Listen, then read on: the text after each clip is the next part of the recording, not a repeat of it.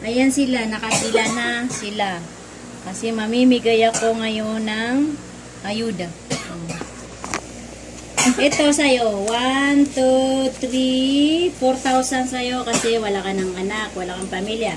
1, 2, 3, 4, 5. 5,000 sa'yo kasi may sakit ka. Bili mo ng wheelchair. 1, 2, 3, 4. O sa'yo na 4,000 din. Ha? Ipamili mo yan ng gatas ng kapatid mo. 1, 2, 3, 4, 5, 6, 7, 8, 9, 10. 10,000 sa'yo kasi buntis ka. Yan. Pag-check up mo yan. 1, 2, 3, 4, 5, 6, 7, 8. 8,000 sa'yo, Tasya, kasi bagong panganak ka. Yan. Yan.